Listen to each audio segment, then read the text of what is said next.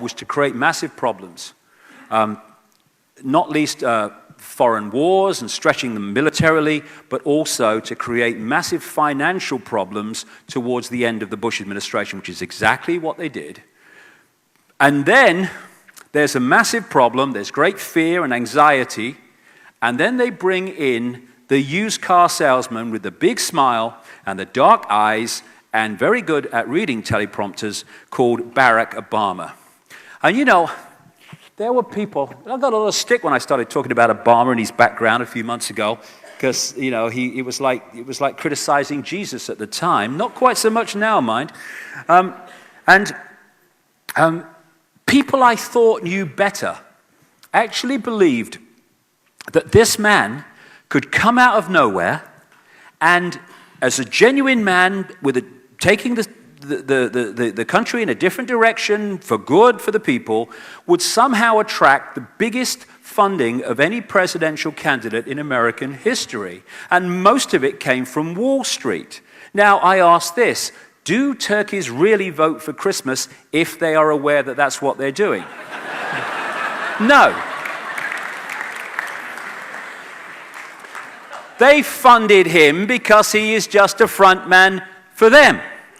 And he's done very well. This was his greatest, you see. Because of the problems of the Bush era, this was his greatest asset. Anybody but Bush. And so what they did was sell this fantasy. This man comes out of the most corrupt political system in America and further afield too, Chicago. You cannot prosper in Chicago politics unless you are corrupt and or you will do whatever those behind you say you should do or say. What they did was turn him into an empty screen. And they did it by simply using key words. I stand for change. Now, that's a good one. Because the way the system works, at any point in time, most people are sick to death of the status quo. So anyone coming along and saying, I stand for change, well, at least we'll have him because we don't like the way things are. It's very powerful. That's what Clinton used to get to power. I stand for change. And stand for hope. Now, hope is a good thing. We must hope. No, we mustn't hope. Hope's in the future that doesn't exist. Hope is always the horse on the carousel that's just a bit in front of yours and you're never going to catch it up. Hope is a holding position from real change. That's what hope is. He's an empty suit. But because at no point did he define in any detail what hope, what change, what something to believe in really meant, because if he did, they say, oh, that's what it means, I'm not having that. Keep it simple.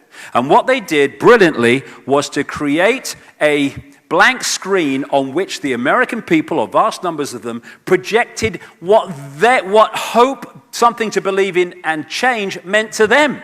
So they turned him into all things to all people. And then once he is elected, well, bugger all that, we've got power now, and everything goes on as before. The rhetoric's different, the words are different, but what is happening is exactly the same as in the Bush era in all the basic things. Change, change, change. It's all mind control. You look at that, and what you are being told on a subconscious level is he stands for change, something we can believe in. And that is there to influence your conscious mind eventually into voting for the guy. This is what Adolf Hitler said. Make the lie big, make it simple, keep saying it, and eventually they will believe it. Make the lie big, make it simple, keep saying it, and eventually they will believe it. It's just the same technique that's been used over and over again. The wolf found that shepherd's clothing worked even better. And that's what he is. Oh, he's such a nice man. Oh, I love you, Barack. Well, that's good. Let's love everybody, but let's be streetwise as well. He's just a front man for the gang who funded him in the Patriot Act, this Orwellian abomination. Yes, he's supporting the furtherance and continuance of that and all the rest of it. And what has he done since he got in? hurl money at the banks. This is the truth. This is what Barack Obama is really about, and more people are seeing that, and even the people with their eyes closed, I don't want to know, shut up, are going to have to face it eventually. This is the guy behind Barack Obama, or one of the key men behind Barack Obama, Zbigniew Brzezinski, who is a massive insider within this network I'm talking about, Jimmy Carter's national security advisor. How ironic, he stands here and contemplates, that Barack Obama is now sending thousands more troops into Afghanistan to overcome the problem. Ah, really? Well, his best mate here, who picked him up in the 80s and with others has brought him through to be president, it was always planned, has gone public some years ago now, 2 or 3 years ago, in a Paris magazine, admitting that when he was Jimmy Carter's national security advisor, he decided that he wanted, in his words, to give the Soviet Union their Vietnam. So what he then did was, own words, he funded and trained what were called freedom fighters, became known as the Mujahideen, in Afghanistan, to start causing trouble for the government in Kabul, the capital, which at that time was a satellite government of the Soviet Union. What he was doing was trying to entice the Soviet Union to, his words, to invade Afghanistan and then becoming embroiled in a Vietnam-type endless war that they couldn't win, as other people have found in Afghanistan. And that's what the Soviet Union did. And they were there for about 10 years, and never mind the Russians who died, 1 million Afghans died. And this guy thought, well, that's not a problem, own words, because it gave them their Vietnam and brought them down as a superpower. This is how these people think. And now the man who created the Mujahideen, funded and trained them, which then became the Taliban, and the guy Osama bin Laden was brought out of Saudi Arabia to front up that Mujahideen resistance to the Soviet invasion. The man who started all that going, because he's asset, bin Laden, absolutely, totally convinced he's dead. I mean, you know, no one ever talks about him anymore, do they? Isn't it funny?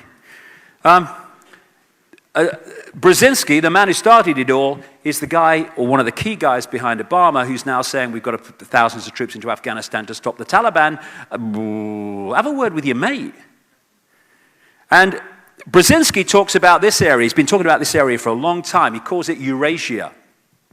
And he says that to control the world, in effect, in simple terms, you need to control Eurasia, this area of land that includes key places like Afghanistan, Iran, the places around the Caspian Sea, this great area of oil and gas reserves, like Georgia, where they've been having problems recently, Pakistan, and all this area, which so much of the world is now focusing on, is this area of the world going up into Russia. And Brzezinski seems to have a morbid genetic hatred of Russia for some reason. That's what we're seeing. And Henry Kissinger is now being used by Obama, officially anyway, to negotiate and stuff with the Russians, which is, you know, it's like sending an atom bomb to a peace conference. And this guy, of course, Henry Kissinger, is one of the most blatant and high-profile manipulators for this Illuminati in the last 40 to 50 years. And Brzezinski, in 1973, with David Rockefeller, set up one of the key organizations in the Illuminati network, at one level anyway, called the Trilateral Commission. That's how much of an insider he is. And this is the network. It's around a secret society called the Round Table. It goes down to the start, or just before the start of the 20th century. And these groups, like the Bilderberg Group, the Club of Rome, which manipulates the environmental movement, get to that later, Royal Institute of International Affairs in London, the Trilateral Commission, the Council on Foreign Relations in America, the United Nations, all these connect into that secret society. And Brzezinski is a major player to the point where he co-founded the Trilateral Commission. This is the guy behind Barack Obama. And this is what he wrote in 1970, Brzezinski. The technotronic era involves the gradual appearance of a more controlled society. Such a society would be dominated by an elite, unrestrained by traditional values. Soon it will be possible to assert almost continuous surveillance on over every citizen and maintain up-to-date, complete files containing even the most personal information about the citizen. These files will be subject to instantaneous retrieval by the authorities. 1970. This has been planned for a long, long time, which is unfolding apparently spontaneously now. And when you look at Obama's policies, all you need to do is look at Brzezinski's books before anyone had heard of Obama. This is what he wrote in a book before Obama ran for president.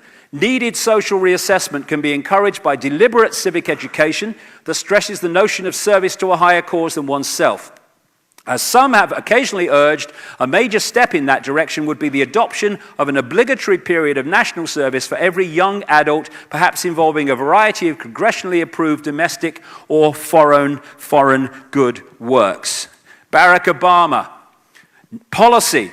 Obama will call on citizens of all ages to serve America by developing a plan to require 50 hours of community service in middle school and high school and 100 hours of community service in college every year. Watch this in Australia. I don't know if they're trying to do this here, but they will, because they're talking about it now in Britain, and they want this everywhere. This is the policy continued, Obama's policy. We cannot continue to rely on our military in order to achieve the national security objective we've set. We've got to have a civilian national security force that's just as powerful, just as strong, just as well funded. They want to create in every country civilian security networks to police the people policing the people. And they'll start to suggest it everywhere. He's just the guy who's triggering it in America. And because of his worldwide kind of fame, he has an ability to sell it in other countries as well. So it's not just Brzezinski. This guy, George Soros, is a notorious Illuminati manipulator, not least in financial terms, and he's one of the major funders and backers of Obama as well. And his networks were behind the spontaneous public revolutions in Ukraine and Georgia, after which, like in Georgia, Brzezinski and Soros put their puppet guy, this guy Saakashvili, on the throne as president. He's also fundamentally connected to this guy, Tony Rezko, who's currently in jail for corruption. They did a land deal together, and he was one of the major funders of his political career. And he was put in jail for so controlling the political system of Chicago that when business people wanted to do business with the state, he was asking for them to pay him a fee to allow them to do work and business with the state when he officially had nothing to do with the state. He's in prison for it now. These are the kind of people Obama's around. This guy, William Ayers, Bill Ayers, was, as admitted, being involved in doing terrorist bombing through a group called the Weathermen a few decades ago, back in the 60s it was, and Obama's political career was started in this guy's house with another associate from the Weather Underground that was back in the 60s planting bombs in America. He's fundamentally connected to this organization called ACORN, which is now being prosecuted by a stream of American states for producing fake representations for voting registrations. And of course, the people they were falsely voting would be falsely voting for him, and he's fundamentally connected to them. It's a deeply corrupt organization, and appropriately, Obama is closely connected to it because he's actually a deeply corrupt man. That's how you prosper in Chicago. He goes with the territory. And the other thing, I wonder if the Keystones are writing this down. You write this down, because where I'm going to now. Because it's about time someone bloody said it.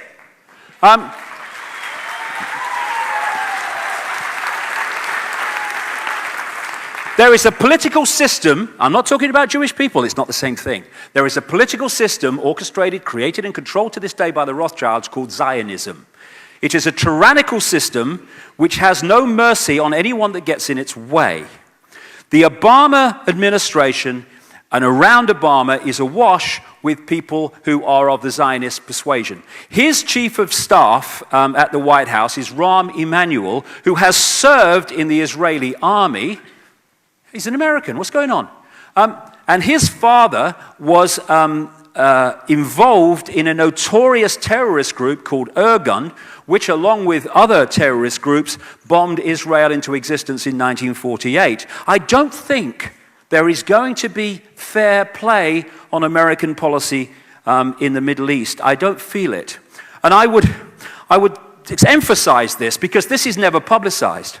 Zionism is a political system. It is not a race. And there are many, many Jewish people, look at these alone, who fundamentally oppose Zionism.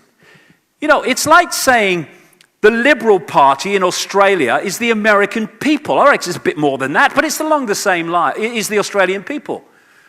Or the Labour Party is the Australian people. No, it's not. It's a political system, a political belief. And what they've done brilliantly is to equate a political belief with a race, so when you challenge the political belief and what it does, you are called a racist. I don't care. It's about time somebody talked about this stuff and stopped being frightened of it.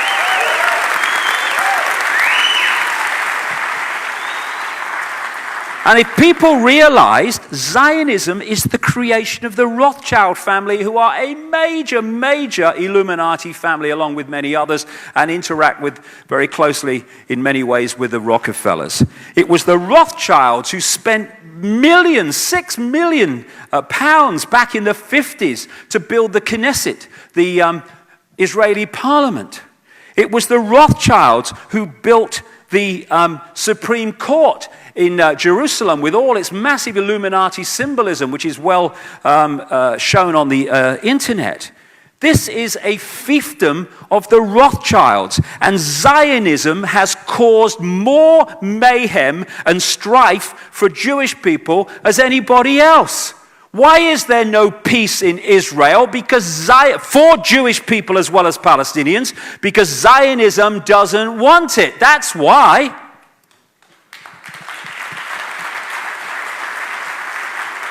Because there are plans to use Israel and use the Jewish people in Israel to manifest a massive conflict which will lead to a third world war, which is what these guys are after.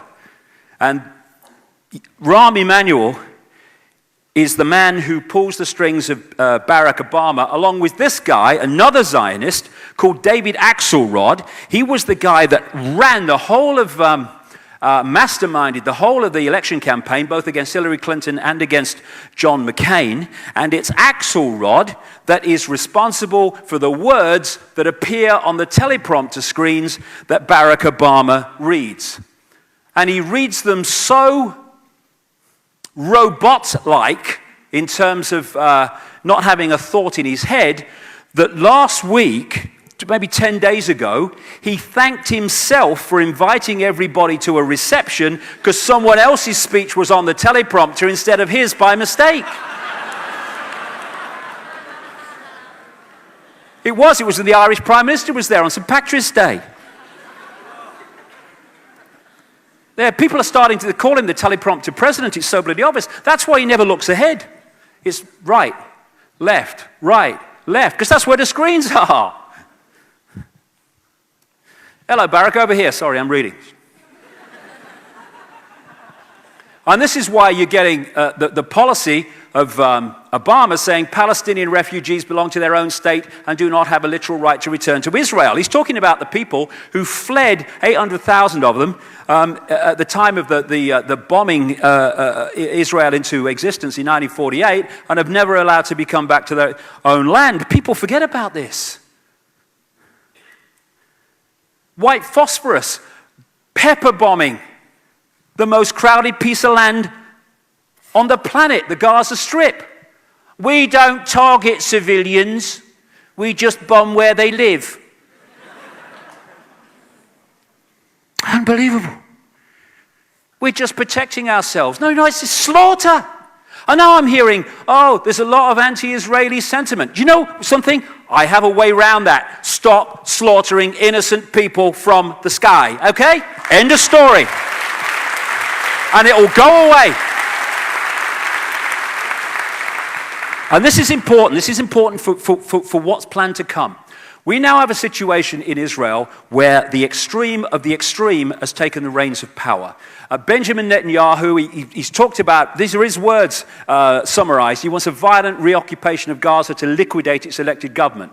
And he pledges to thwart the Iranian threat once and for all. He's now got this guy, Lieberman, as his foreign minister, and this man's so far right, he topples over, right?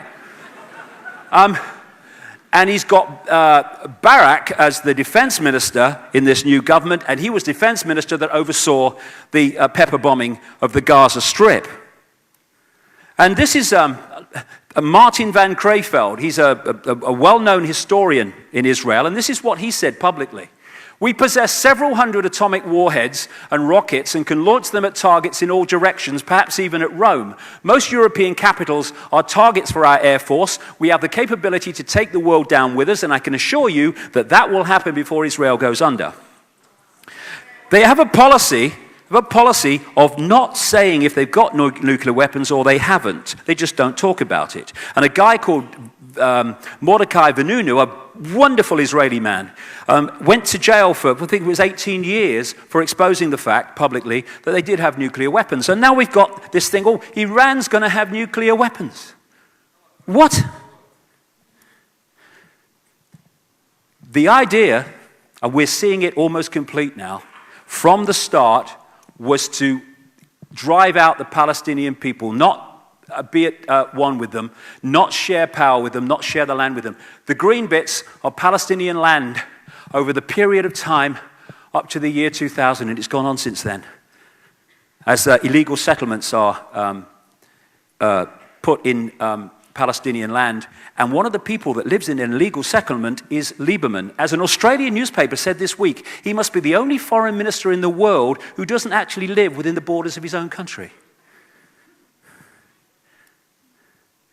And the Middle East policy in Obama's administration is by Bilderberg, George Mitchell, Bilderberg, Council on Foreign Relations, by the notorious little Kissinger, Richard Holbrooke, who played a major part in breaking up the former Yugoslavia in wars, etc., so it could be absorbed into NATO and the European Union, which it is being now. He's Bilderberg Group, Council on Foreign Relations, Trilateral Commission. He's now in charge of Pakistan-Afghanistan policy. And this man, who is an arch-Zionist called Dennis Ross, he's now in charge of Iran policy. What it's building to is an effort, and Brzezinski is behind this, among many others, to create a conflict out of the Middle East, and in this area we're looking at, to bring about a third world war. And the third world war will be, and this was been written about in the past, that there were going to be 3 world wars to bring this new world order into being.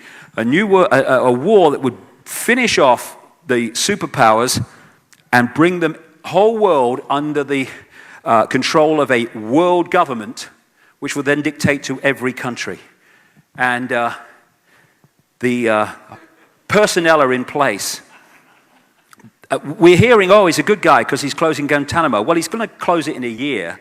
But I won't go through this because of time, but John Pilger here brilliantly exposes the fact that Barack Obama has actually fundamentally changed nothing. It's all rhetoric. As he said, the man of change is changing little. That ought to be front page news from Washington, but it isn't. And I have a golden rule with Obama. Again, that Hitler quote, but I have a golden rule with Obama. Ignore the words and watch the actions. If you listen to the words, you can get caught that there's change going on and he's different. Watch the actions and you'll see that there is nothing. And just to confirm that nothing has changed, there you go. Where would world politics be without Bono, eh? Where would they be? So we have this secret agenda, and we have the movie, which is just explaining away the secret agenda. And money, finance, is fundamentally one of these problem reaction solutions that we are now looking at. This crisis was brought about, engineered by not least this guy, Alan Greenspan, who was head of the Federal Reserve, Central Bank of America, but actually it's a private cartel of banks, nothing to do with the government in truth. And from the end of the kind of Reagan administration, right through Father Bush, right through the two Clintons, and through most of Boy Bush, this guy was head of the Federal Reserve. And he led a campaign which was mirrored around the world because of this transnational corporation I'm talking about, which took away all credible regulation on the banks and financial institutions doing what the hell they bloody liked. And it was purposely created to create enormous amounts of debt. And you could be a monkey and get a mortgage at one point. And the idea was then, when the debt had reached massive proportions, unmanageable proportions, then you crash the system. Because what you want is a massive problem which you can then add endless solutions to, including the introduction eventually, and we're going there, of a world central bank to dictate to all global finance. And that's what we've been doing all these years, watching the game and all the rest of it. We've just been pulled in on the fishing line to get in more and more debt so the control system can play out. And this guy, Henry Paulson, who was Treasury Secretary when the crash happened during the end of the Bush administration, he came from Goldman Sachs in 2006, and then as to save the banking system, to save the economy, orchestrated vast amounts of money to end up in the coffers of Goldman Sachs. All this money has been fired at the banks, disappeared. It's not changed things in any credible way. And again, business as usual. Bush justifying the giving the money to the banks. The government's top economists, experts warn that without immediate action by Congress, America could slip into financial panic and a distressing scenario would unfold. More banks could fail, including some in your community. The stock market would drop even more, which would reduce the value of your retirement account. The value of your home could plummet. Foreclosures would rise dramatically. And if you own a business or a farm, you'd find it harder and harder, expensive to get credit. More businesses will close their doors and millions of Americans could lose their jobs. God bless America. Then Obama comes in, change, when he says we want even more money at the banks. Economists across the spectrum have warned that if we don't act immediately, millions more jobs will be lost and national unemployment rates will approach double digits. More people will lose their homes and their health care, and our nation will sink into a crisis that at some point may be unable to be reversed. Different mask, same face. Be afraid, be very afraid. The big bad monster's coming now that we've invented him. Economic crisis, and just a puppet. And his economic team, people like Larry Summers, Paul Volcker, Tim Geithner, they're straight from the very institutions that created the crisis, and they've been placed in positions to solve the crisis, which means giving more and more money to the banks that they represent, trillions of dollars. And they're talking about it being the bigger crisis than the 1930s. In many ways, on many levels, I think that's absolutely right.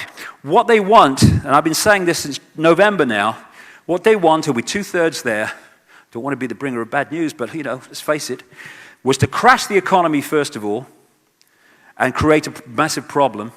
Stage 2 is for those that have created the problem to come into government and hurl enormous amounts of cuckoo land money at the problem, because what they wanted to do in stage 2 is empty the weapons of government to respond to the crisis. And once those weapons, those guns have been emptied in terms of response possibilities, then they want to crash it here and crash it in a way that there can be no government response. They want to create absolute chaos on so many levels so that the people say, save us, do something. And the do something will bring in this centralized, global, fascist, Orwellian state. This, as a result of it. Not just a financial crisis, they want wars as well. They want to, first of all, destroy America, Because if you want a world government, then you can't have superpowers in the world that can say no to the world government financially and militarily. So as I've been saying for years now, what we're seeing in America is using America to destroy America. It's being destroyed militarily because it's fighting on so many fronts, and financially, I was there for 2 months recently. That country is on the brink of financial catastrophe. Not just a crisis, catastrophe. With what's going on there, which has not hit the public arena yet.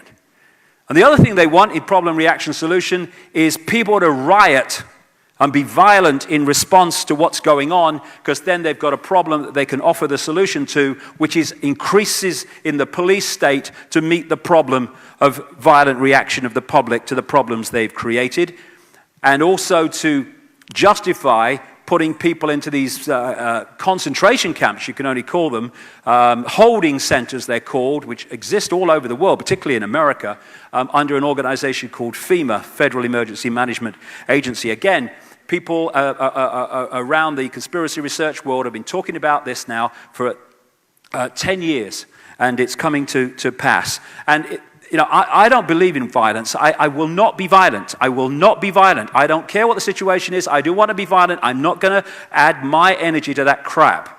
But a lot of people would be in response to this, and to do that, you need to get rid of their guns. That's why when Hitler came in, he wanted to disarm the population, because then a big problem of resistance had gone. It's Rahm Emanuel that is now leading the campaign in America to take away more and more guns from the population, because he knows that an armed population prepared to use them in certain situations makes them much more difficult to control. But I would say this, Martin Luther King, the limitation of riots, moral questions aside, is that they cannot win, and their participants know it. Hence, rioting is not revolutionary but reactionary, because it invites defeat. It involves an emotional catharsis, but it must be followed by a sense of futility. And what we need is not to riot, not to be violent, not even to go in mass protests. So be my guest if people want to do that. But they're not frightened of protests, this gang. They're terrified of us not complying with our own enslavement. And when we stop doing that, they've lost their power. No violence necessary. They want us to be violent. Inside job, problem, reaction, solution, 9/11. Won't go into all that now, but it's been well documented. But another classic one. And interestingly, 1997, the Grand Chessboard, Brzezinski book. Moreover, as America becomes an increasingly multicultural society, it may find it more difficult to fashion a consensus on foreign policy issues, except in the circumstances of a truly massive and widely perceived direct external threat. What was it? 3 years later? 4 years later? Thank you. Massive external threat, which has justified so much. I love that. So David Dees is a great artist. Anything like this in this presentation comes from David Dees, a brilliant artist who portrays real powerful statements in pictures like this. Jet fuel, that's a good one. These are buildings, by the way, in other parts of the world that burned incredibly more intensely than the Twin Towers, and none of them fell. That one seems to be falling, but it's not. It's the way the building is actually built. There you go. There you go. Put that where I can see it. Okay, we're not doing bad. There you go. Reichstag fire, which Hitler did. Blamed someone else for it, justified the takeover of the state as a result of it. Same thing, problem, reaction, solution. Again, Saddam Hussein was the guy. We're going to go into Iraq because of Saddam Hussein. This is Donald Rumsfeld, the defense secretary at the time of the invasion of Iraq, meeting Saddam Hussein in 1983 to arrange for Reagan-Bush administration to ship chemical and biological weapons for use against the Iranians. This is a An American mainstream newspaper report from 2002. Donald Rumsfeld, the U.S. Defense Secretary and one of the most strident critics of Saddam Hussein, met the Iraqi president in 1983 to ease the way for U.S. companies to sell biological and chemical weapons, including anthrax and bubonic plague cultures, according to newly declassified government documents. Again and again, you see people creating the problem who then become the people to solve the problem. He was on the board of a European engineering giant called ABB in 2000 when they sold nuclear equipment to North Korea. He then becomes defense secretary and says North Korea is a danger because it's got nuclear equipment. Alongside problem, reaction, solution comes what I call the totalitarian tiptoe. Very simple. You're going there to Z, but you're at A. And if you go in one leap, you know the change is going to be so vast, people are going to say, what's going on? So you go in as big a jump as you can, but you try not too big a jump that so many people will start to ask questions. And each jump is promoted and projected as unconnected to all the others.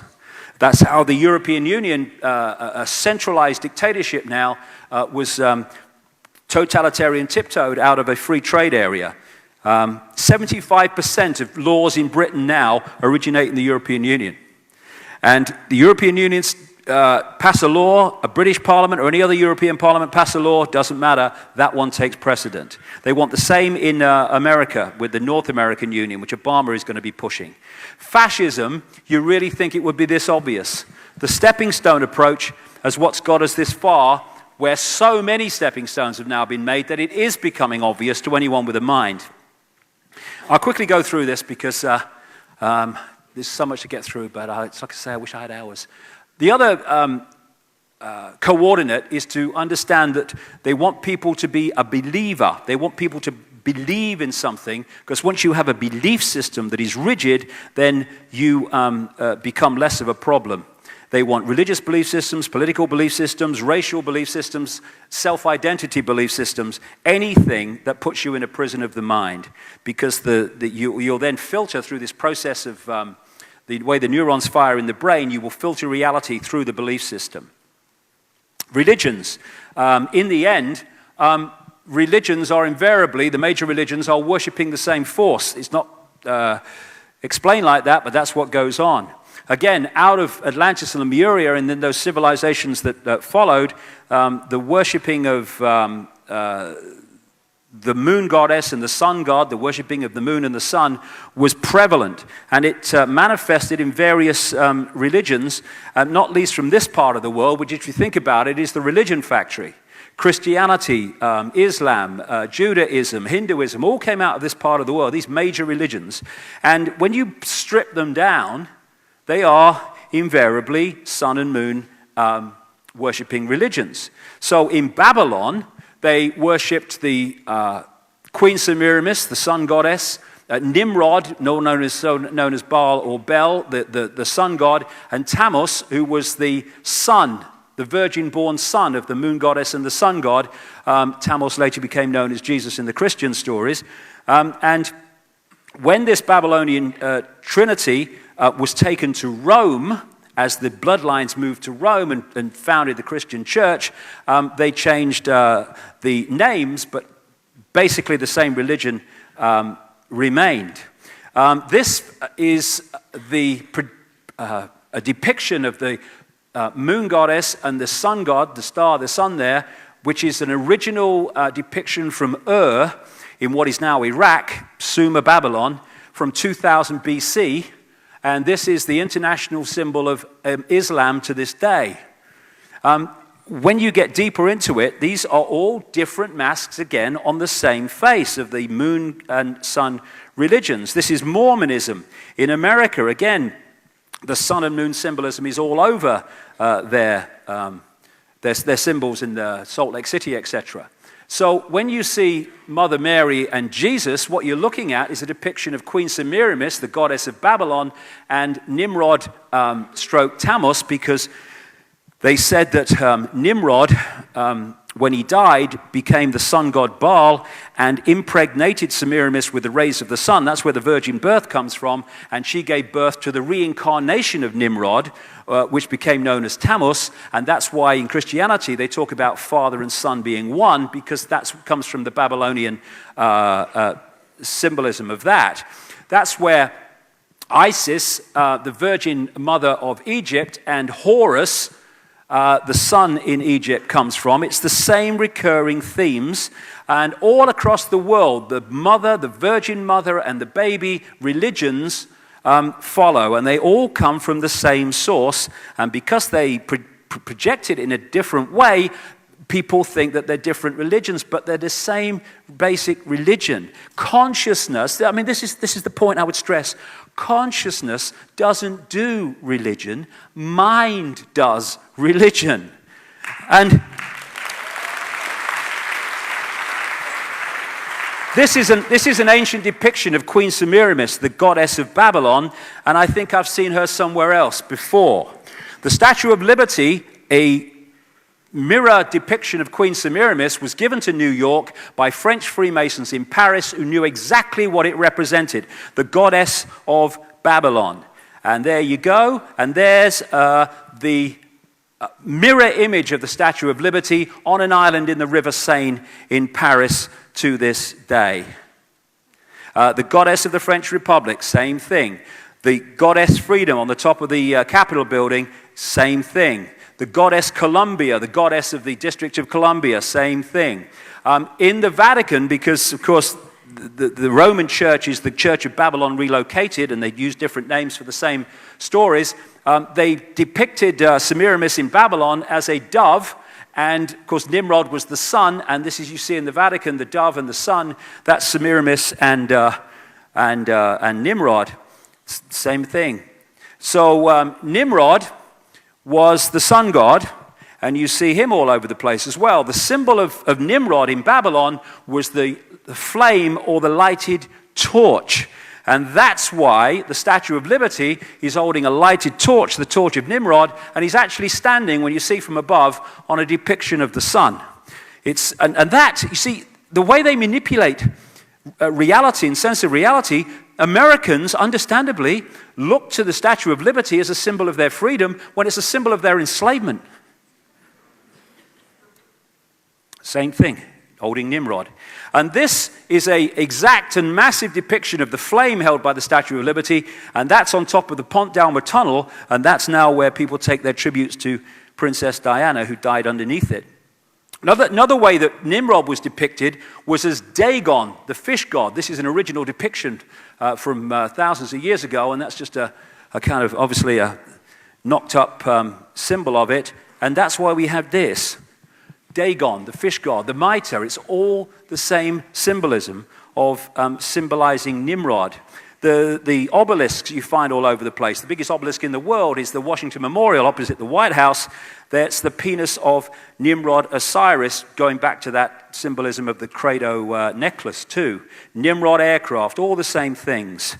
And the religions were taken across the world and expanded, and they became the religious network that we have today, which ironically fight each other when actually they're all different masks on the same face, which ultimately connect into the same network. Same with the New Age. So much of the New Age is just the same manipulation. I call the New Age the last cul-de-sac before the gold mine. People who've rejected mainstream religion and rejected this world is all there is science and are looking into things of vibration and stuff like that and spirituality in another way, you've got to stop them, get into the gold mine. So you want a cul-de-sac to get them into, and it's become known as the New Age. And they also worship, and again, anything to do with this network is always, reptilian brain, hierarchical. And so we have hierarchical structures of power within the New Age structure of beings and entities and great white brotherhoods. It's all hierarchy. Consciousness doesn't do hierarchy. Mind does hierarchy. If you're into hierarchy, you're in mind, you're not in consciousness. Simple things. You can see whether it's conscious or not. And I love that the New Age Jesus, Sananda, looks exactly like the Jesus depicted by the Renaissance painters who hadn't got a clue what he bloody looked like anyway. So the idea is to use religion to keep people in mind and stop them connecting to consciousness. Because when you start talking about consciousness and the way consciousness sees the world, religions go, you can't say that, that's the devil. And all the rest of it, and fright people into acquiescing to rules and regulations of these religions. And again, in the end, all these religions, you go through them, and you're providing sustenance, energetic sustenance for the same entities. The same entities. It's a very true saying. Energy goes where attention goes, and worship is a really focused form of attention. And so when we're in worship, focusing on a deity, we might think the deity represents something, but it represents something else. Attention goes where, or energy flows where attention goes. Energy flows where attention goes. Energy flows where attention goes. Energy flows where attention goes. Energy flows where attention goes. Energy flows where attention goes. I mean, what an image for a religion to focus on. Someone being tortured. What are we doing? Just think about it. What an image to focus a religion on. And like I say, religion is mind. That's why it's so schism-like, fractured. And they create them so they can play them off against each other. Trust Jesus. We know the truth. No, Judaism knows the truth. No, Islam knows the truth. No, this knows the truth. Play them off against each other. It's a divide and rule to put people in so many ways in that state. Religion has played a massive, massive part in this, cutting off the channels to consciousness. Oh, God, I wish I had lots of time. Okay. Coordinate. Secret society network and the religions worship the same gods because the same force controls the secret society network that controls the religions ultimately. So you have the Eye of Ra, which you see over and over again in the symbolism of the secret societies and the corporations they control. Again, that's in the Vatican. There you see the Freemasonry thing. And that's in a Freemasons lodge in Boston. Same thing, it's the rising sun.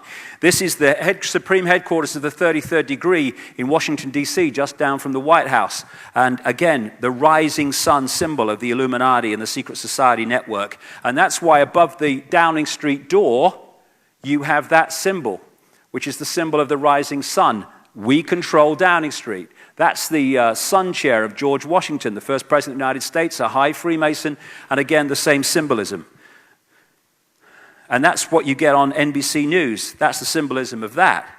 That's the sun on a Boston Freemasonry lodge. Worship of the sun. This is the Mother Lodge of Freemasonry in London, from which Freemasonry went out across the colonies, Australia and America and all the rest of it, and they located it in Great Queen Street, which was one of the names in Babylon for Queen Semiramis, the moon goddess, Great Queen. And so when they created Virginia, and they said it was named after the Virgin Queen, Queen Elizabeth I, who was no more a virgin than Madonna, by the way, it's just a cover story. Virginia was named after the Virgin Queen of Babylon, Semiramis. And this is how they do it, by having these pyramids within pyramids, which mirror the secret society structure of levels of degree. And in the end, these secret societies that we know, like Freemasons and all these others, they feed a very chosen select few into another pyramid that is never talked about and is denied to exist, which is where the real action is, what I call the Illuminati pyramid, and that's where the real action and power is. You can also symbolize it as a spider's web. The spider at the center is where the control system comes out of. You never see that. You never see those people. And in the end, they connect into these other dimensions of reptilian entities. Each of these strands represents an organization. The closer the strand is, the organization is to the spider, the more exclusive it is. And often if you get close enough to the spider, it doesn't even have a name because it's very difficult to lock into something that doesn't have a name. As you come out, you're starting to hit things like Council on Foreign Relations, Trilateral Commission, which interact directly with mainstream society. But all of these organizations, they get their orders and agenda from the spider, and so they work as one unit. And they've done that to the world as a result. The Jesuits are a major spider, close to the spider organization. That's the Black Pope, as they call him, the head of the Jesuits currently, Adolfo Nicolas, who more power than the real Pope. And so many politicians like these people, from Pierre Trudeau in Canada and Robert Mugabe and Clinton and these other people, John Kerry, are connected into the Jesuits. So's this guy, Joe Biden, the vice president currently. And other major secret societies are the Knights Templar and the Knights Hospitaller of St. John of Jerusalem here, which is now known today as the Knights of Malta, and have their headquarters in Rome. These are the Knights Templar, and they control the City of London financial district and create mayhem as a result. And this is the temple area where they control law from, and this is the original Templar church that was made famous recently by the Da Vinci Code. And also, the Illuminati connect into Satanism. That's why so many of these famous people in the world take part in satanic ritual and human sacrifice and all this stuff, because these bloodlines have right the way through history, and they keep going and doing it. At one time they did it openly when they could, but now it's done extremely covertly and through this secret society network that it connects into, but it has its own structure also. And what they're doing is creating, this guy Vlad Dracul, by the way, who is famous for spearing people and impaling people and drinking their blood, back I think it was the 15th century in what is now Romania, and he was the inspiration of the Dracula stories, and he was and his family were key members of an organization called the Royal Court of the Dragon, or the Order of the Dragon, which actually goes back to ancient Egypt, at least to ancient Egypt. And this guy's sister comes through directly to the Mary of Teck, who is the present Queen of England's grandmother.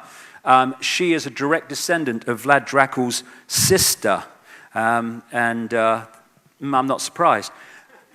Things like this is kind of from a B movie, and all this stuff that you see, this actually goes on. One of the things that has, and you see it all around the world in history, and often connected to dragons, but not always. The thing that I found one of the hardest things to cope with originally when I came across it is not just that children are sacrificed in these rituals by these famous people and lots of not so famous people, or that child abuse is going on. What staggered me is the scale of it. It is extraordinary. And sometimes it's depicted too close to the truth, like in this Stanley Kubrick movie, Eyes Wide Shut, where he understated it, actually, but he included in this movie, and he died, actually, very soon after it was seen by the powers that be, of a heart attack.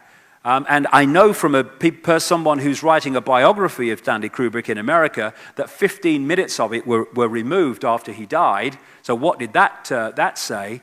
These rituals with the rich and famous in the stately homes and other places are not going on every now and again here and there. They're going on all over the world, including Australia. And my understanding is Victoria is one of the centers for it in Australia, and it involves some very well-known people in this area, as it does everywhere, because this is a global thing.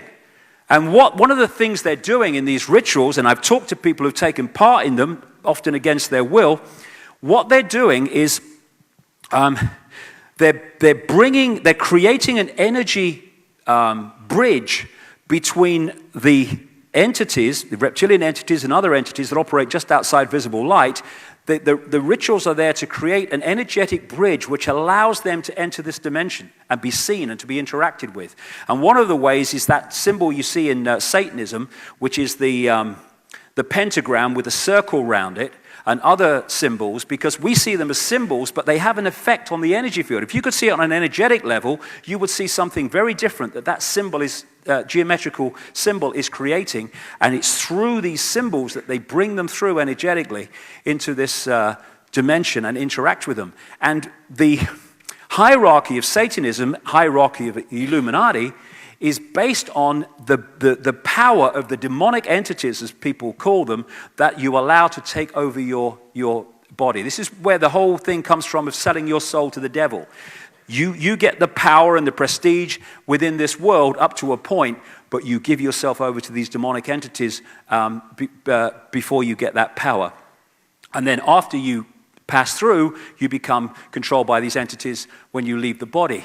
Now, this is in Sydney. I found this years ago. I dropped off my seat. This is a war memorial for the people who died in the 2 world wars, and this is the symbol in the middle of it. Someone being sacrificed over an image of the sun. This symbolism is all over the place. Bohemian Grove, where they worship a 40-foot stone owl, which is symbolic of Queen Semiramis. This is an original Babylonian depiction of Queen Semiramis, and she's famous for being connected to owls.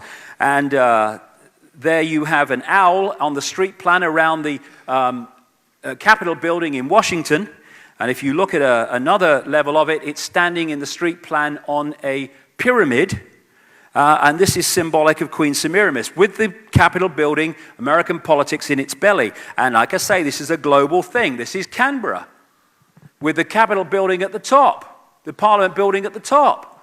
Because the same force is controlling this country as is controlling America and Britain and all of them. So they use the same symbolism if you look for it. And these people, famous people, top people in banking, business, politics, presidents, go to Bohemian Grove in Northern California and worship this stone owl, Semiramis. You couldn't make it up. This is a picture from Bohemian Grove in 1957. That's a guy called Glenn Seaborg who developed plutonium. Cheers, Glenn. And there, at the time, 1957, is a B-movie actor called Ronald Reagan. And here's a career politician called Richard Nixon, just about to take Kennedy on in the 1960 election. Both Bohemian Grove members, and both go on to be presidents of the United States, no matter what their background. Presidents, like in every other country, are not selected by ballot. Or elected by ballot. They're selected by blood and by Illuminati and networks. It's amazing that this is David D's picture symbolizing the force behind it, but it's amazing that it's actually based on truth. And the reason it doesn't come out is because through the secret society network, they put their people in the key places in social services, the key places in police, the key places in coroner's offices and medical staff and all the rest of it. And they can then decide if things are investigated or prosecuted or just shut down. And that's why it never comes out, because they've stitched the whole system up. Okay, the agenda today, where are we? Okay.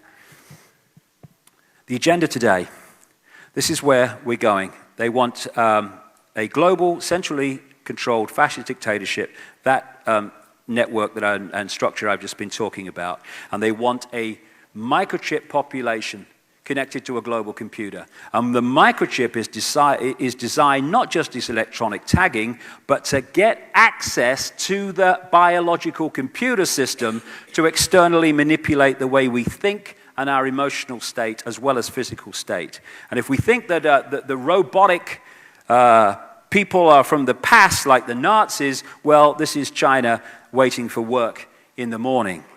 That's what they want to turn people into. In many ways, the Nazi and the Chinese situation is a blueprint for how they want the world to look when this new world order is in place.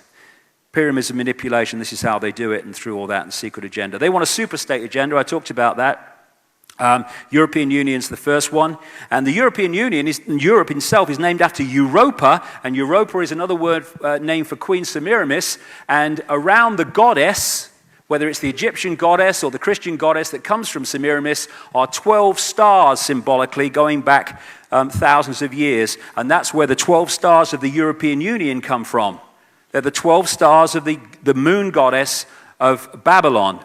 And Europa is depicted with the bull, who is symbolic of Nimrod, and on a coin in 2005 came out of the European Union, you had Europa and the bull, Nimrod and Semiramis. At the inner sanctum of all these organizations, they know exactly what they're doing. This is the Habsburg family, Otto von Habsburg, one of the major Illuminati families, and he was the one that started the Pan-Europa movement that created the European Union ultimately. They want to break Europe up into regions. Some maps have come out. Same in America. This is a map from the Nixon era where they showed America broken up into regions. And watch this in Australia.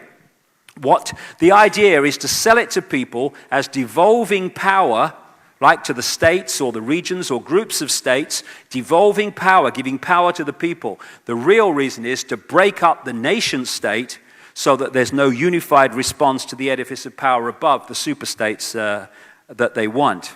And of course, this has now moved, this centralization of power has moved so quickly and reached such a point, we have a name for it: globalization. Globalization is what? It's exactly the agenda I've been talking about all these years, the centralization of power in every area of our lives. And we have people of the left, and good luck to them, who protest against, global injustice and the World Bank and the International Monetary Fund and all the rest of it. But what they don't seem to realize, because they reject and often lambast people like me, is all these different things they're protesting about is actually the same force under different names. And it's not just, as they seem to think, greedy corporations seeking more and more power. The corporations are not the origin of globalization, they are the vehicle for it, that's all. The origin is in the hidden forces behind the corporations that so many of the left refuse to accept exist. The idea is to make every part of the world dependent on every other part of the world, so self-sufficiency and self-government and control of our own lives and communities becomes impossible. That's what globalization is about. Free trade is the freedom to exploit. It's the freedom of corporations to make their products for a few cents on the dollar, paying starvation wages, and they bring them across the world without tariff barriers and get the biggest price they can in another part of the world. It's called free trade, freedom to exploit. But you can't be against free trade. Oh, you can. Watch me. And so all these organizations are eventually controlled by the same force. And this guy is the front man for taking it to the next level. That's why I keep calling him the used car salesman, because his role is one and one alone: sell the agenda to the people. And so the idea is to put us in these jails of control, homeland security, military dictatorship. This is Adolf Hitler selling the Gestapo, the creation of the Gestapo. An evil exists that threatens every man, woman, and child of this great nation. We must take steps to ensure our domestic security and protect our homeland. That's exactly what they said after 9/11 to justify homeland security and the police state. All over the place you find now cameras and surveillance. This is a poster after the London bombings: secure beneath watchful eyes on London transport, closed-circuit television cameras, we're protecting you. This is from Nazi Germany, 1934. Same bloody thing. Yeah, wars have ears, we're listening to you, we're watching you. Oh, this is a lovely one. Sheffield bus station in Britain. It's a bus station. You go there, you get on a bus, you go home. Community bus station. Poster: spit and run. You'll still get caught. DNA. Every bus, tram, and interchange has DNA testing kits. Spit at the staff and you can be traced and prosecuted, even if we don't know what you look like, and your records will be on the national DNA database forever.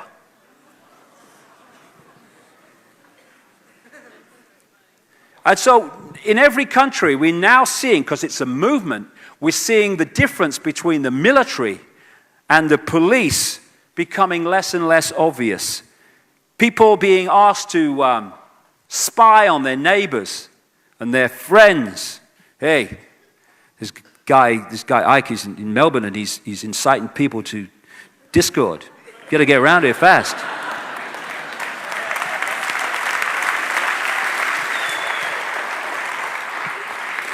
We're on our way. This is how to tell a terrorist now at the airport. And so we got the movement towards microchips and identity cards and all that stuff. And this is a State Watch report in Europe, an organization just explaining how the cumulative nature of all these things I'm talking about are turning us into a police state very, very quickly. And the idea is to keep prodding us telling us what to do, telling us what we can't do, making it difficult to do this, making it difficult to do that, and watching us and having punishments for whatever we bloody do. Keep quiet, shut up, you can't say that. Oh no, go to a free speech zone, and all the rest of it. And cumulatively again, this is what it's about. And this is why we mustn't acquiesce to it. They have experiments in laboratories where they have rats or mice, and they have these mazes. And if you go down this part of the maze, there's an electronic shock equipment, and you go down there and the mouse gets shocked.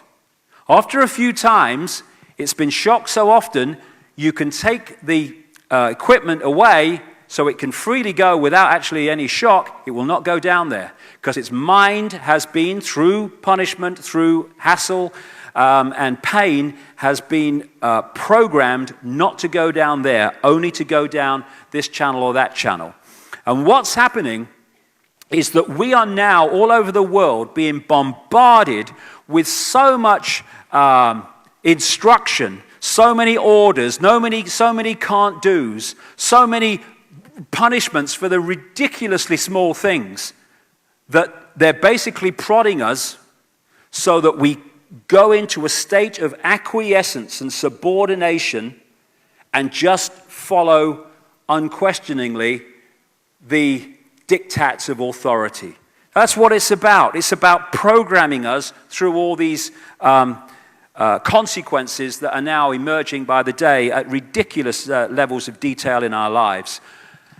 We mustn't acquiesce to that. This is what this is about, the taser, which is coming in all over the world.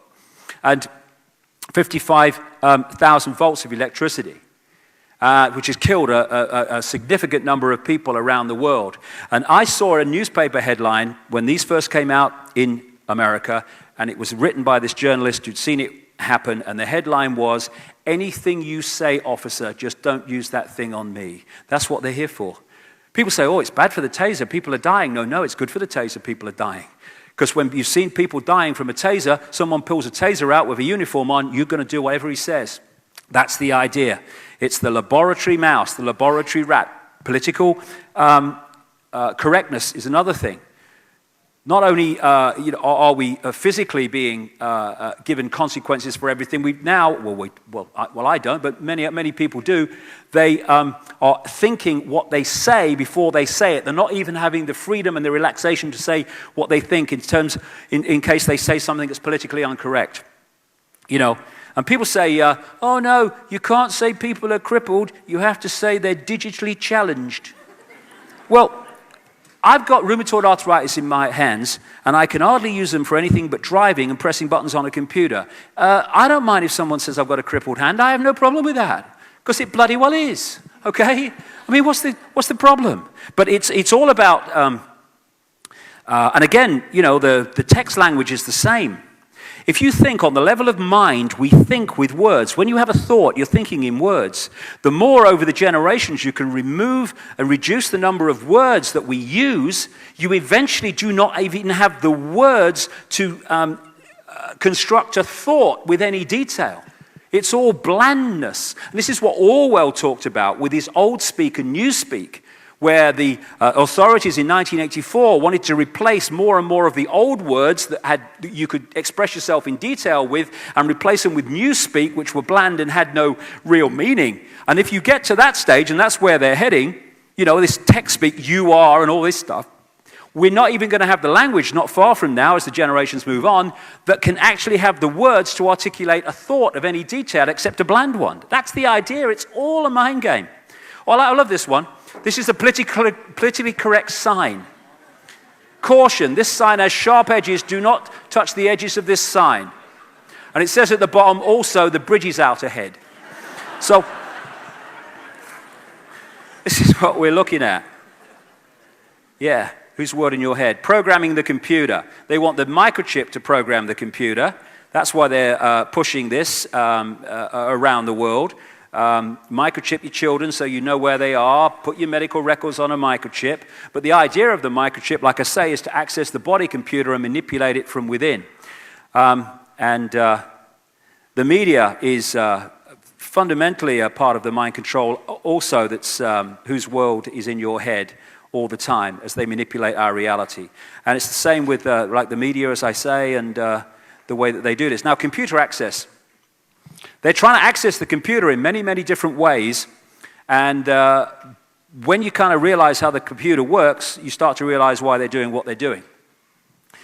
All this crap in food is to destabilize the computer electrochemically.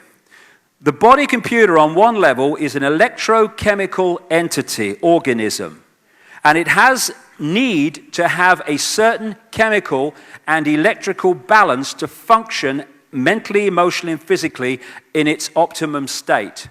So what they're doing now is bombarding us, and have been for some time, especially young people, children, with all this electrochemical crap to destabilize the body computer and its receiver transmission levels so that we are operating on a fraction of our potential.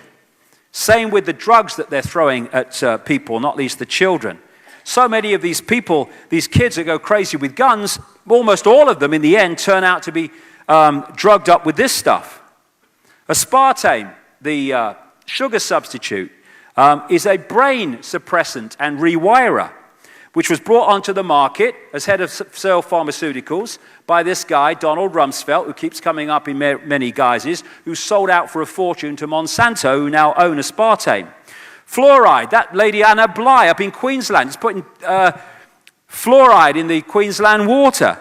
They put it in the water of concentration camps in Germany to suppress and make docile the inmates. Fluoride is a brain suppressant. Monsanto, again, comes up again and again. The home of genetically modified food. Why? Because it's to genetically modify us.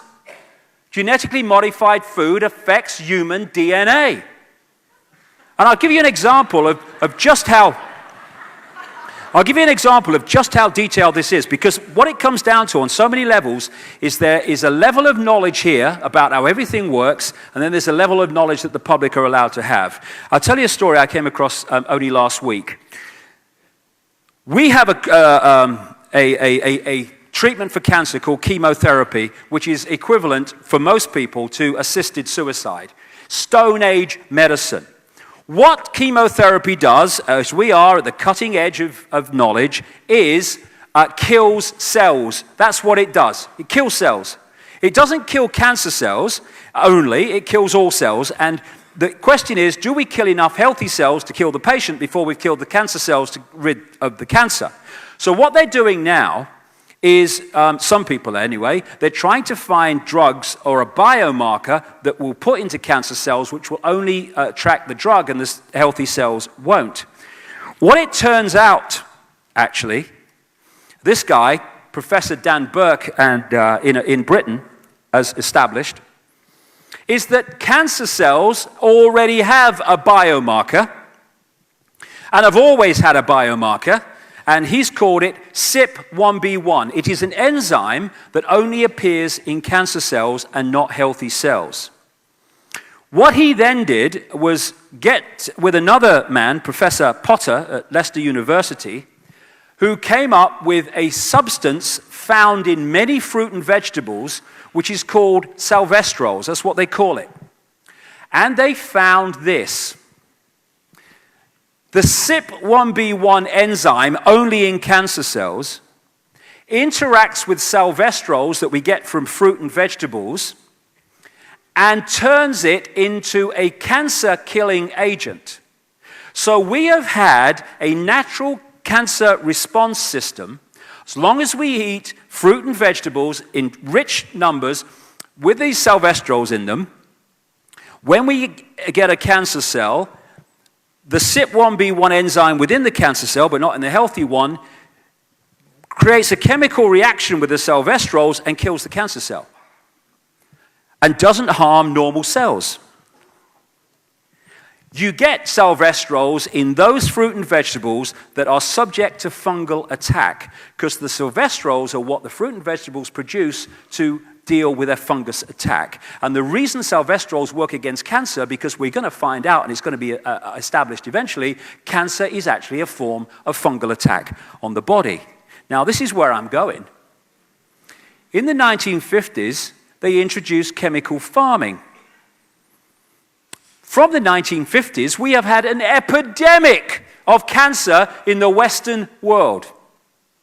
So what is the effect of this? Because they've been using fungicides on fruit and vegetables, they've been killing the funguses and the fungal attacks artificially, which means the fruit and vegetable plants are no longer producing salvestrols to deal with the fungal attack because it's being done externally for them. But here's the killer, that they know what they're doing. The most used fungicides used in the world have another effect.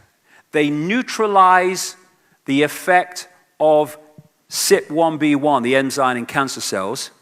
So you can eat all the salvestrols you like, but if your body accumulates the fungicide poisons through eating these foods, it won't matter anyway, because the salvestrol will not be activated as a cancer-killing agent because the enzyme within the cancer cell has been neutralized. And after 20 years of research of these people, that is absolutely no accident. They know exactly what they're doing.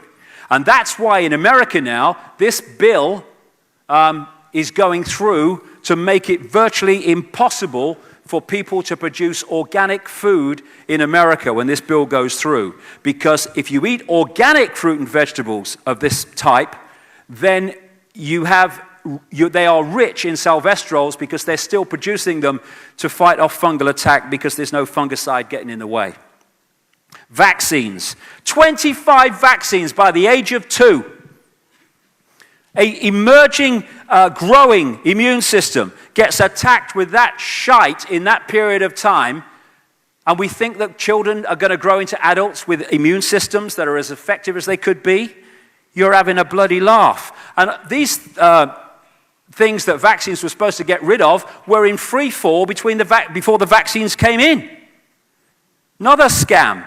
And of course, the immune system is the antivirus system. If that's not working, we become open to endless other attacks, which is what chemotherapy does in cancer treatment. It kills the cells in the immune system, which is why people that have chemotherapy have shot immune systems that open to other things. And so there's also an attack going on now, as we've seen through this organization trying to reduce the doses and the sources of food supplements and stuff. It's all an attack. This guy, Codex Alimentarius, which is trying to create regulations that basically make food supplements and other things a waste of time because of the doses and the quality of them. And Codex Alimentarius came out of the people behind the IG Farben chemical cartel, pharmaceutical cartel that was behind the Auschwitz concentration camps and much more. And this guy, Fritz Tamir, who was jailed by the Nuremberg trials for 7 years for war crimes and was got out after 4 thanks to Nelson Rockefeller, his friend in America. He was the man with others in the 1960s that set up Codex Alimentarius, which is now trying to destroy our ability to bridge the gap between what we used to get from fruit and vegetables and food and we don't get now. It's mass culling of the population. That's what they're after. And international law, international regulations is the way they're doing it. The reason international law is the code word or term that you see all the time now is because if you want a world government dictatorship, you have to have laws that everyone on the planet obeys and has to obey. That's where your dictatorship comes from. And that's why international law, international regulations are coming up everywhere. Same with this electromagnetic soup that we live in now. It's attacking the body electromagnetically and electrically to stop us operating on the level that we can. Before we have a break, I'll just finish with this because this is so important. The carbon con. We are being sold one of the most blatant lies, at least of modern times, and probably more than that.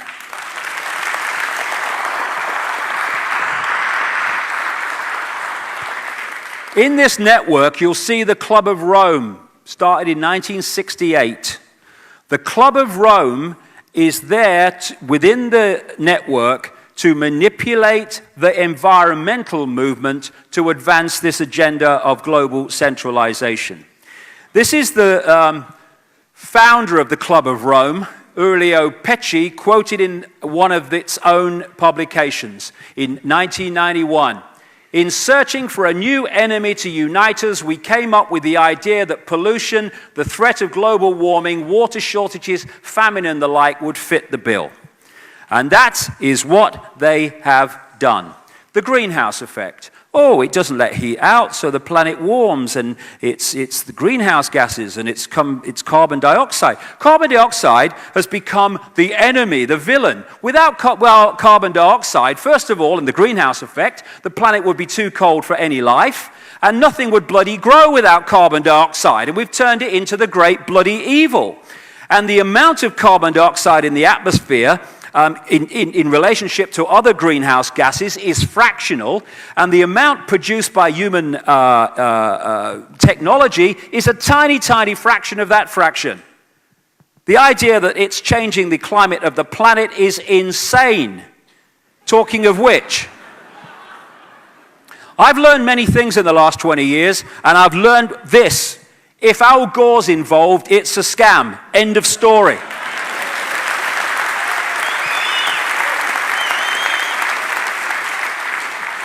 Of course they give him the Oscar for his rubbish, ludicrous documentary. Of course he gets the Nobel bloody Peace Prize, because the people that want this thing out there control who gets those things. And we have, if it's a scam, Madonna's singing on the bloody stage as well, it seems to me. This is the great Earth concerts around the world, selling a lie. These people do no research. And here's the global warming survival handbook for those live Earth concerts, written by David de Rothschild.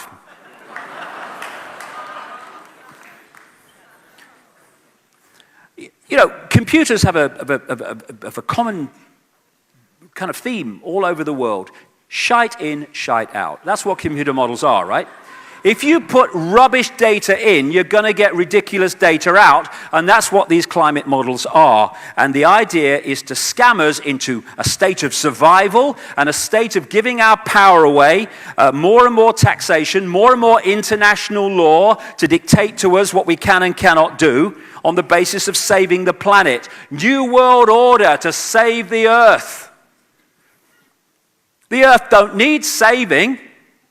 You mess with it too much, you'll kick your butt off it. Don't need saving. Bigger than you are. Do you know sometimes when I go outside and it's cloudy and the clouds move and the sun comes out, it gets warmer. Have you noticed that? I think the sun and warmth have some connection. I feel it in my water.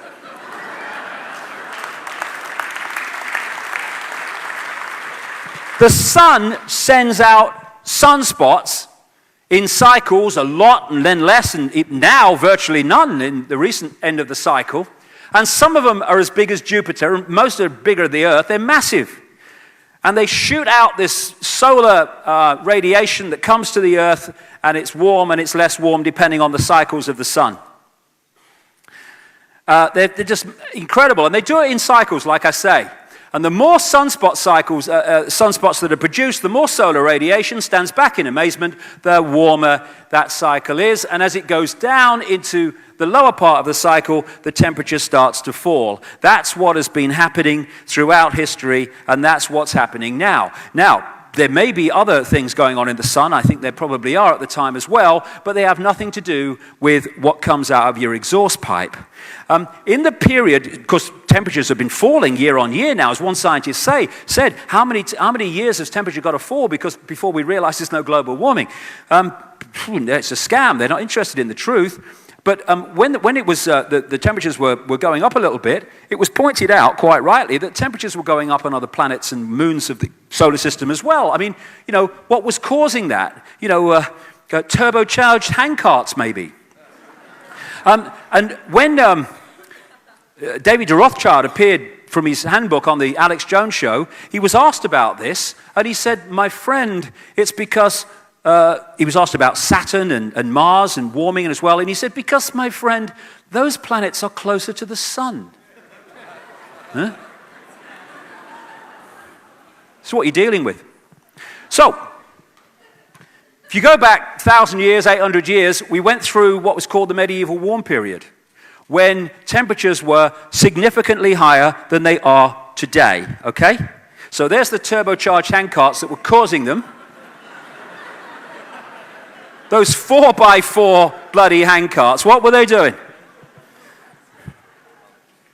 And then, after the medieval warm period, we went into what scientists call the Little Ice Age. And a lot of the, people say, it's the warmest year since records begun. And you say, when did records begin? 1864? That's 10 seconds ago in climate cycles on the Earth. And what they've done is picked it up as we were coming out of the Little Ice Age, and then comparing that temperature with now and saying, ooh, look at the gap. During the Little Ice Age, it was so cold, the Thames froze over, and they used to have ice fairs on the Thames every year.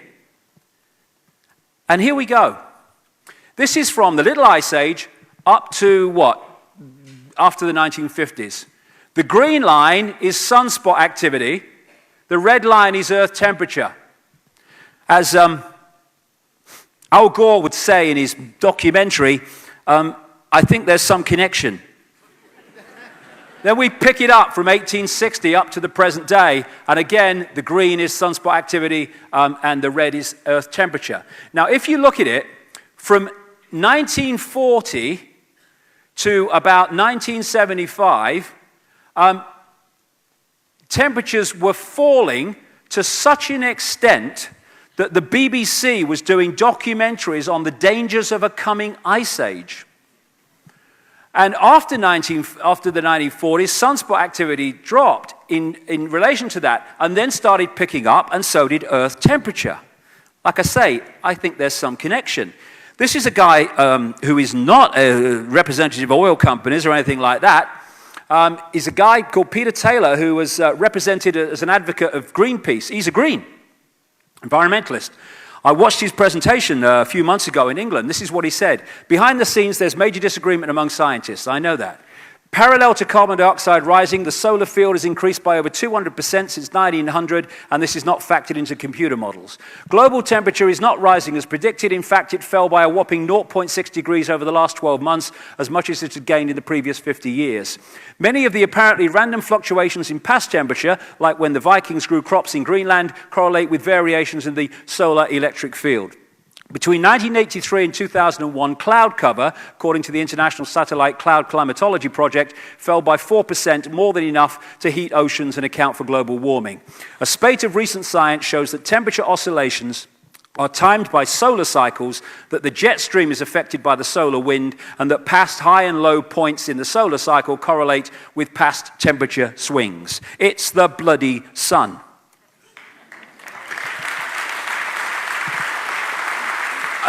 And temperatures have been dropping in recent years because the solar sunspot cycle has been going through a real low point, to the point where this British newspaper announced global warming could stop naturally for 10 years, say scientists. Oh, but when it starts again, ooh, we're in trouble. Oh, yeah. Have you noticed, too, global warming is not the term anymore because temperature's falling. Climate change is the new one. That's the new buzzword now. Oh, poor old Al.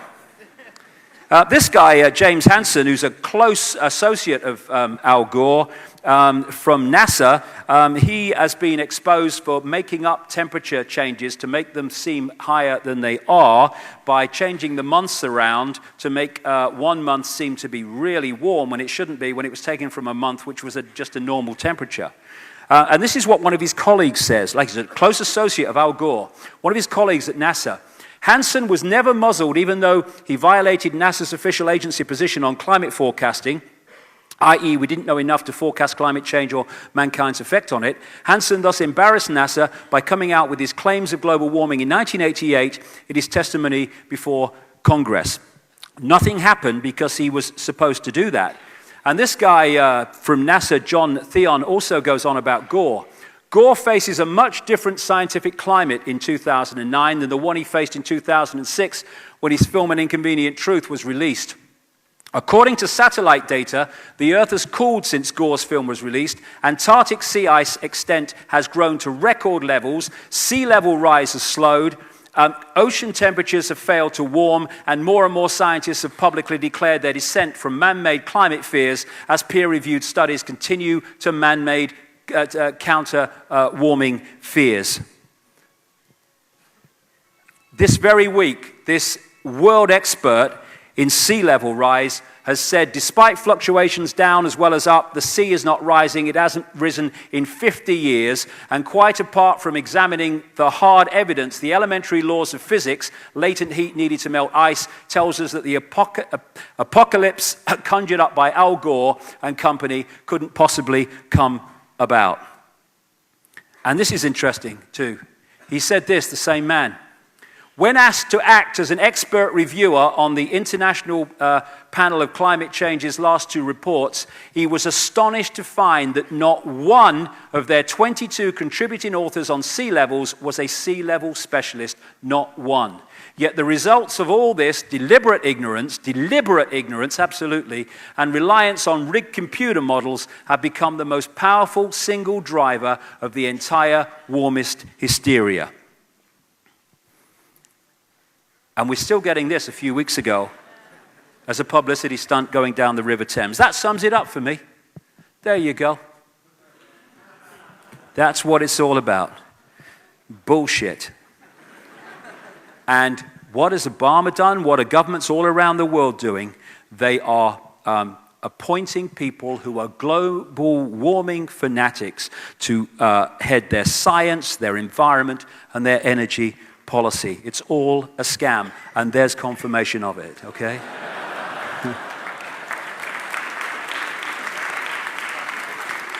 So as we end this period, just look at us. Everything is upside down.